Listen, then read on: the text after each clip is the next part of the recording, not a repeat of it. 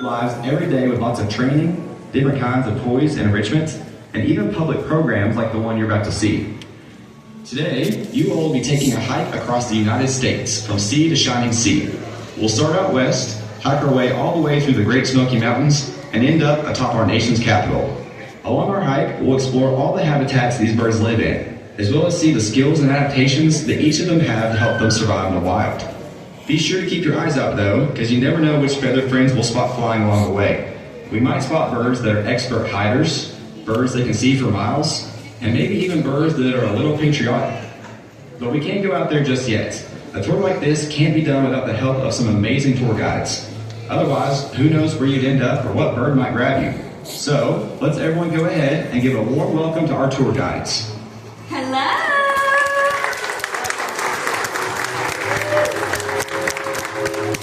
How's everybody doing today?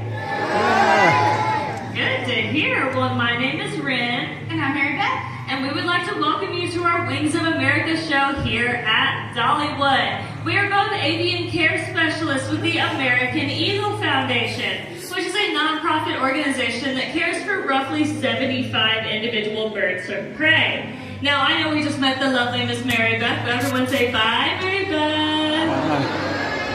She has to go get our first bird ready, and I get to talk to you guys about the fun safety protocols. So first, before I get into that, every single bird on our team is non-releasable, meaning they cannot be released back into the wild either due to an injury, a disability, or human imprintation, which we will talk about a little later on.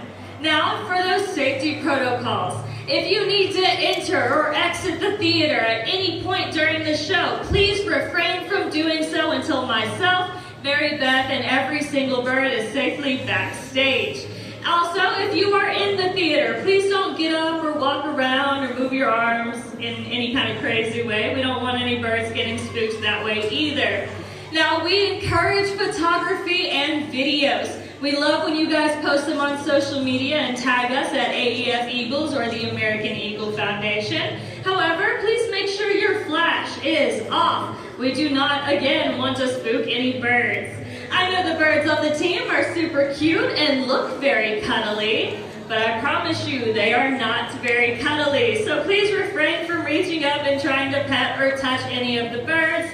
They will pet you back. It will not feel very good. Now lastly, the birds on the team love the mice and rat and quail and fish they'll be eating in today's show. However, they've also learned they have an affinity for cinnamon bread. So if you are in this theater, please make sure your food is covered and kept under your seat. We do not want to share any snacks with any birds today, folks. All right, with all of that being said, who's ready to see some awesome birds? All right. This is the last show of the day. And the last show, the 3 o'clock, did so much better, so we're going to try one more time. Who's ready to see some awesome birds? Much better, folks. Welcome to the deserts of the West, where temperatures reach over 100 degrees during the day and below freezing at night.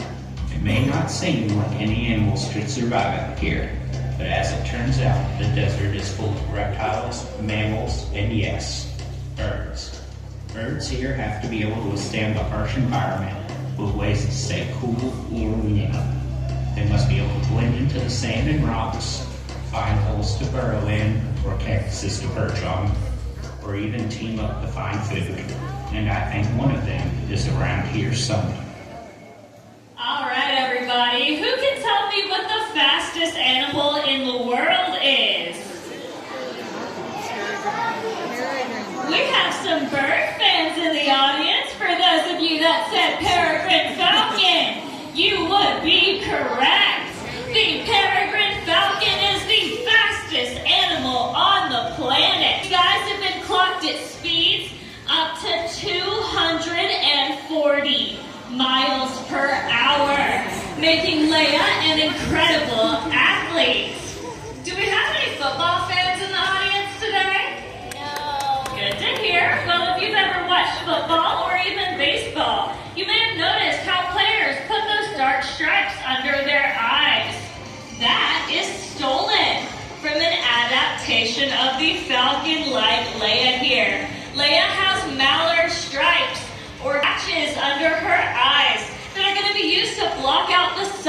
she's looking for prey, quite like how a football player uses it.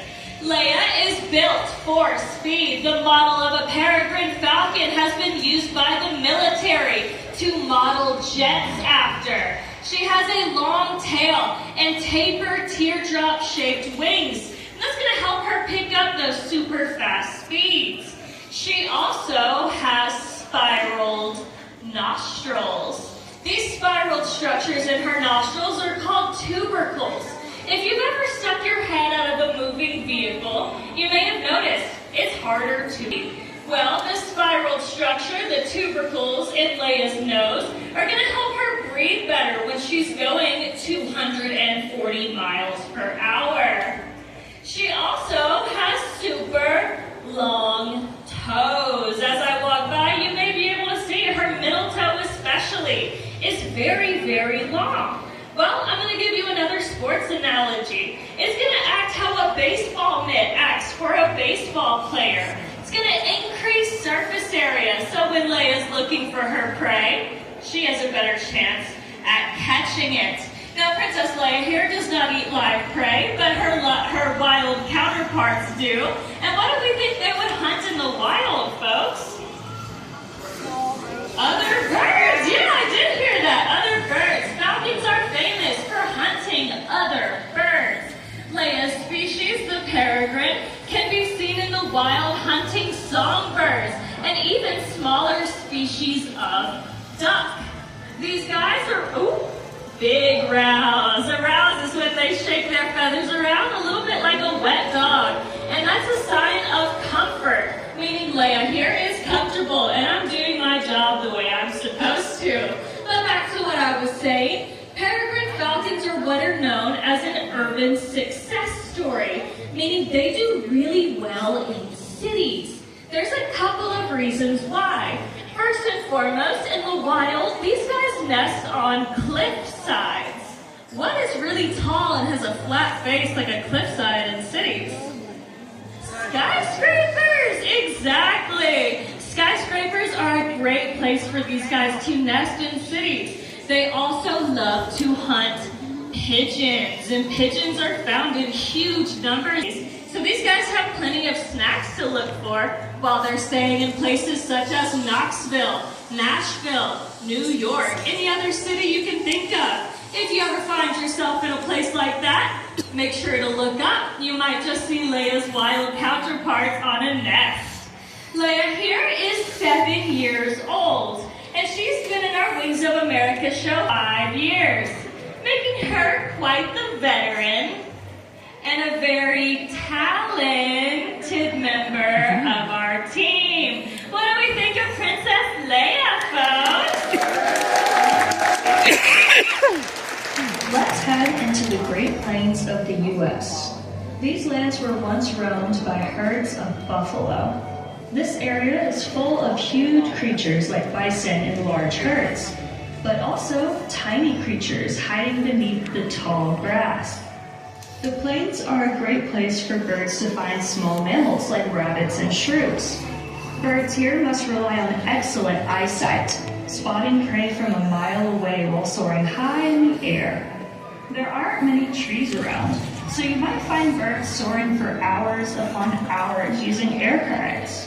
Some birds even rely on their keen sense of smell. Who knows? If you spot a group of raptors circling a large area, there may be something freshly dead you might find. There's all kinds of high flyers out here, and I think one of them might be soaring nearby. Alright, now that we've been talking to you guys a lot about birds of prey, but did you know here at American Eagle Foundation, we also care for wolves? Well, I guess I should say wolves of the sky. And he's very excited to come see you guys. I'd like to introduce you all to Maverick. As soon as he gets up here and acts like he should. Maverick is what's known as a Harris's hawk, and they are known as the wolves of the sky, and that's for a pretty cool reason. It's not that. The reason they're known as wolves of the sky is because they're one of the only birds of prey that like to live, work, and hunt in packs. Most birds of prey live solitary lives until it's time to have offspring, and then they go back and live solitary lives the rest of the year. However, Harris hawks stay together from the time they're born to the time they pass away. They actually are also not from this area, unlike many of the birds of prey you're going to see today. They're actually from the southwest region. So think of places like Texas, New Mexico, Arizona, and they can be found on into Central and South America as well.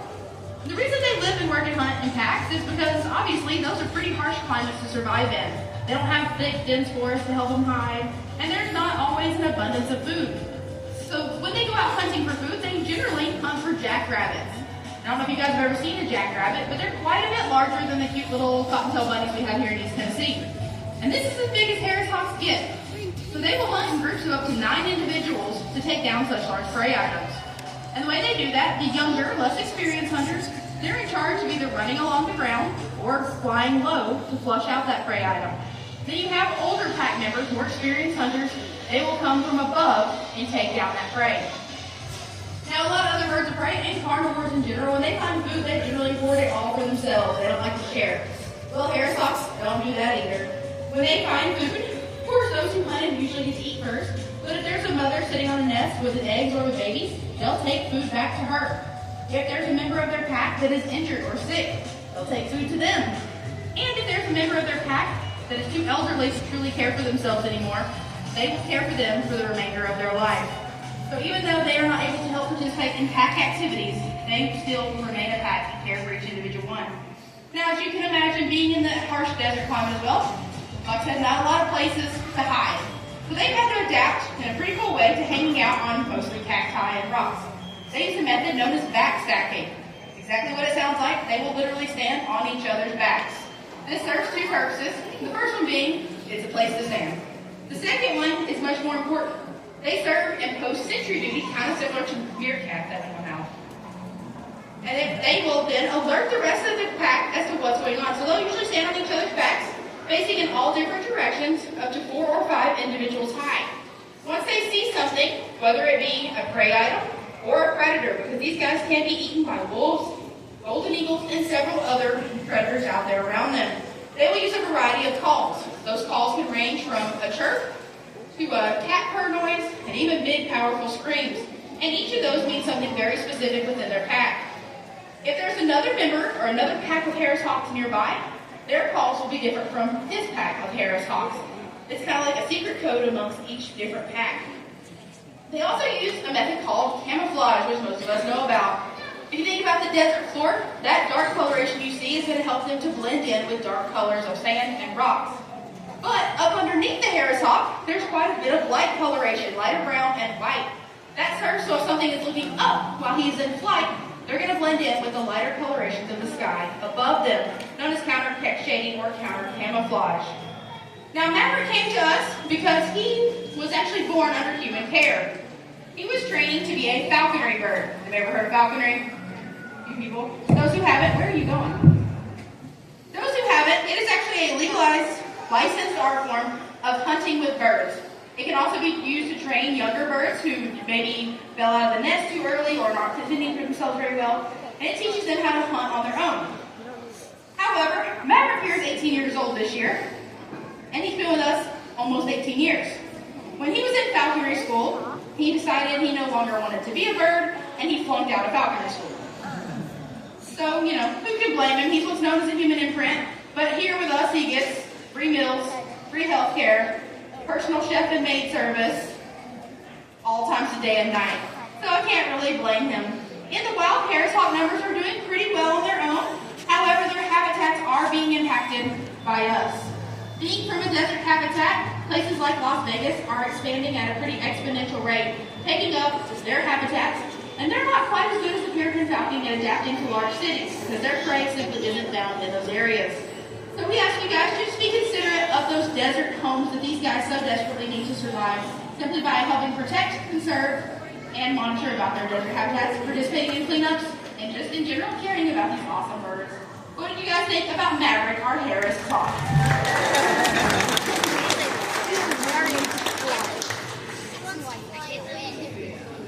We've now made it here to the Great Smoky Mountains. Around here, the forest is very dense, and at times it's hard to see the sky through all the leaves and branches. In this place, where you look, you'll see some wildlife. You'll spot raccoons in the trees, bears and deer walking through the dense brush. You can even find salamanders and snakes along the trails. The trees around here almost never end. Seem like the perfect place for some birds to go unseen. Raptors around here build nests high in the canopies, or even find a hole in a tree. You'll probably walk right by a bird and never know it due to their ability to camouflage into the colors of the forest. It might seem like finding birds around here would be impossible, but I'm sure one of them is hiding in plain sight around here somewhere. Alright, I have a question for you all. Do we have any owl fans out there? Alright, sounds like we have a few, so you guys are in luck. You guys can't tell we really like crowds, so I'm going to ask you a couple more questions. Alright, who here thinks that this is a baby owl? A few of you, some of you know, some of you, yeah, okay. Who thinks that it's an adult owl? More of you, but some of you still are not participating, so we're going to try one more question. Who here doesn't give a hoot, but thinks he's absolutely owl-adorable? Yeah, there we go. Well, if you guessed that this handsome little thing is an adult, you are correct. I'd like to introduce you all to Buster, the eastern screech owl. Now, Buster is a fully grown owl, but don't let that screech owl name fool you. They actually don't screech or even hoot. Instead, they make more of a wavering whistle call. It sounds like this.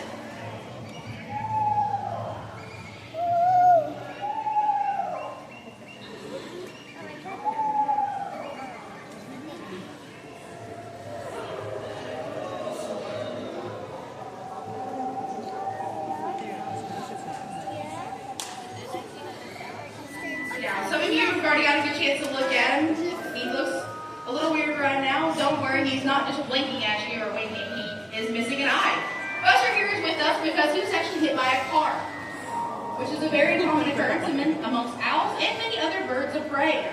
Matter of fact, we have 3 different kinds of screech owls here, and all 3 of them were hit by cars.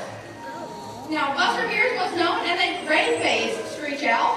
Those beautiful gray feathers. Up on the screen, you're going to see one of our others. His name is Gimli. Gimli is what's known as a red-faced screech owl. Obviously, he has red feathers. And the last one, they're more common to Florida and further south. They're known as the brown-faced screech owl, which is obviously purple. Just kidding, guys. It is brown. And the reason they are so many different colors is because it depends on the type of forest these guys live in. So Buster here might fit in more with an oak or a hardwood forest, a darker gray bark. However, Gimli up there might fit in more with a pine forest. They rely on camouflage for their survival.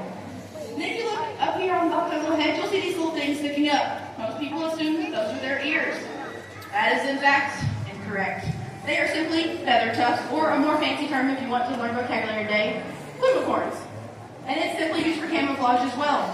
If they get scared or nervous of something, they're going to stick those plumicorns up as high as they can get them. They're going to make their bodies really narrow and skinny. They're going to close their eyes and just look like a stick on a branch. They're the perfect form of camouflage. But why do these guys so often get hit by cars? Again, it's because of us, right? People, we can all agree, are probably not the best at cleaning up after ourselves. It's convenient just to chuck something out the window. As simple as an apple or a banana, because we think it's biodegradable or something else will eat it. And that's true. Something will eat it. Their favorite food, which is mice. So our food attracts mice, and owls have what's known as basically tunnel vision. Their eyes cannot move up or down, left or right. So when they focus on food, they are fixated on it. And then they don't see our cars coming. And our lights are also very bright, so they often get blinded when searching for food. So Buster just suffered a detached retina. So in order to help his pain and comfort, we had to have that eye removed. Gimli up there looks quite a bit different. He looks like he's healthy, right? Well, he is now. But when he came into our rehab facility, we decided we had him all ready to go. In order to be released back into the wild, birds of prey have to go through something called live prey testing. We have to know if they can fend for themselves and hunt. So we give them a live food item. Well, I kid you not, we come in after giving little Gimli up there his live food item, and the very next day we found him cuddling with that mouse. Yeah, he decided it was friend, not food. So we went through some more testing, and it was quickly learned that he had suffered traumatic brain injury. Basically meaning he doesn't understand how to hunt for himself anymore. So everything has to be in a very specific way for him in order to be able to survive. These little guys are quite awesome little creatures. Have you ever heard owls can turn their heads all the way around? Yeah. They can do it a grand total of 1 time. They actually only turn their head about 270 degrees because whereas we have 7 vertebrae in our neck, they actually have 14. So it helps them be able to turn almost all the way around, but not quite. So what are some ways that you guys can help these amazing little creatures? You can give them a job, first of all, also keep our trash in our car. So up here on the screen, you're going to see a QR code, also on this little box right here. This will take you to a free link of how to build them a nest box. It provides them a home, a safe place to hide, because they are cavity nesters. But it also provides you something for the amazing price of free, and that is pest control. You have these guys attracted to your backyard. They're going to help take out those little mice and all those nasty little bugs you don't want around your home, all for being free. And I think they're really cute. Who wouldn't want these little guys in their backyard? They're adorable. Another way that you can help is if you do hit one or find one injured along the roadways, you can help get them to a facility like a rescue or rehabilitation, or if you're in the East Tennessee area, us at American Eagle Foundation. However, please don't just go picking these guys up because you think they're small and cute. Those talons are incredibly sharp and they will grab you. And they've got very good grip strength. So if you find you a towel or a sweatshirt, wrap them up in a little Alvarito, and make sure to give somebody a call. Like I said, here in the Great Smoky Mountains, call us at American Eagle Foundation, not American Eagle Jeans. Will do you no good. And it happens every day, y'all laugh, but it does. Now, who here wants to take little Gimli home? Yeah, everyone, you can't. It's illegal. Also, we really like him and want him to hang out here with us. Well, he is our smallest ambassador you're going to see in today's show. Does anyone take a guess at how much he weighs? Just shout it out to me. 41 pounds. 2 pounds, 5 pounds, 10 ounces. All right, well, when we weighed little Buster here this morning, he weighed in at an absolutely arm-shattering, earth-breaking 5 whole ounces, which is about the size of a tennis ball. So if you want your very own screech owl, get you a tennis ball, throw some blue feathers on it. If you want a Buster, put 1 googly eye. If you want a Gimli, put 2. And you can own your own screech owl. What do you think about our tiny but mighty little Buster?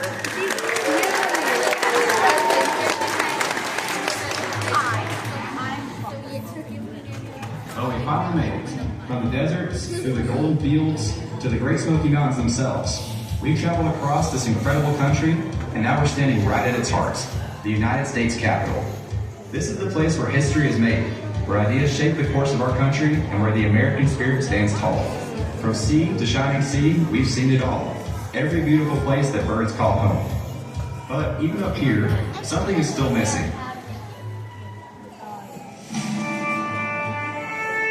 A bird as bold and resilient as the nation it represents.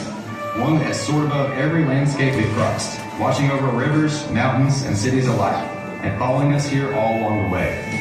We've journeyed across an entire country, and now, at the heart of it all, it's time to meet the bird that stands as a symbol of everything we've seen and everything we believe in. Get ready to meet the one that started it all, America's national bird, the bald eagle. Alrighty, folks. This is Challenger.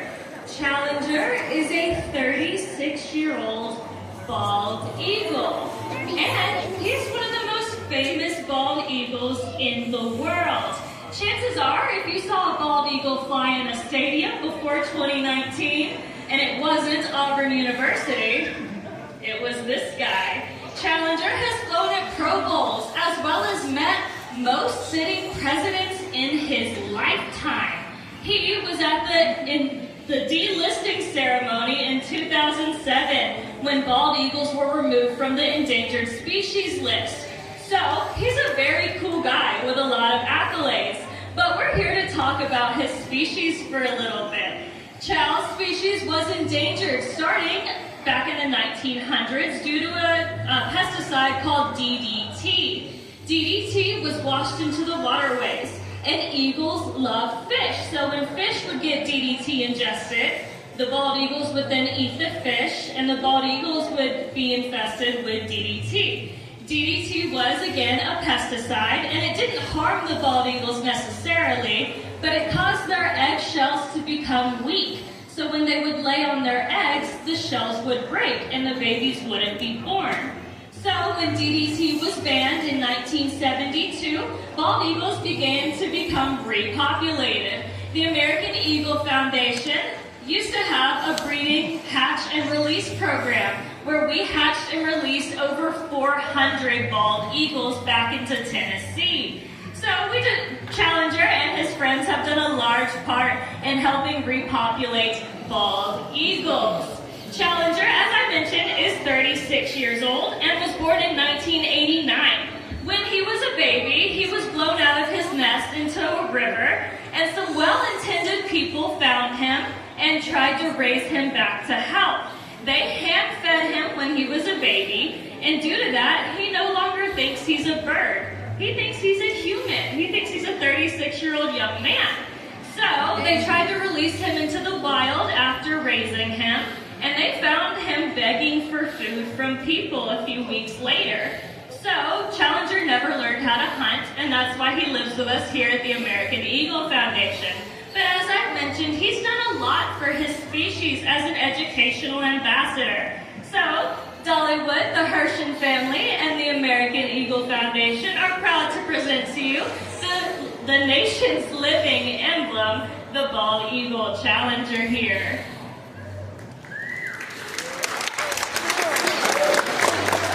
That's all he really does, but he looks very handsome while he does it. But that's going to conclude the bird segment of today's show. My friend Mary Beth is about to be back out here to tell y'all about donations, so I'm going to hand it over to her. All right, guys, thank you so much for joining our show today. We do hope you have an amazing rest of your day at Dollywood. But American Eagle Foundation is a nonprofit, which means we rely on amazing donations from Dollywood and the Hershon family, but also from amazing folks just like you. If you have cash and feel like donating to help support our nearly 80 non-releasable bald eagles and other birds of prey, there are some donation boxes right over here on this side of the stage and down near our Eagle Mountain Sanctuary. If you do not have cash with you, but you still want to help participate, or you want to come check out our facility just down the road in Kodak for a tour, we have other birds there as well. You can visit the QR code right up here on the screen. That will direct you to our website where you can book tours, come out and see the birds. You can help with our Amazon wish list or donate to these birds' care. And for everyone's absolute favorite price of free, you can take a picture with Ren and Challenger. We know that's what you're really here for. In order to do that, you can do that absolutely free, but at the end of the show, there's a black line right here in front of Ren. You guys can make us a nice, calm, single file line, tucked up against the stage, going in that direction. Then, please don't crowd too far on this side. Challenger can get a little bit nervous, and please do not come up on the stage. Also, please make sure to keep those flash off and be mindful of the other guest time. So take a photo, ask some questions. I'll be over here for questions as well. We hope you guys have an amazing rest of your day here at Dollywood, and we look forward to talking to you guys. Have a great one.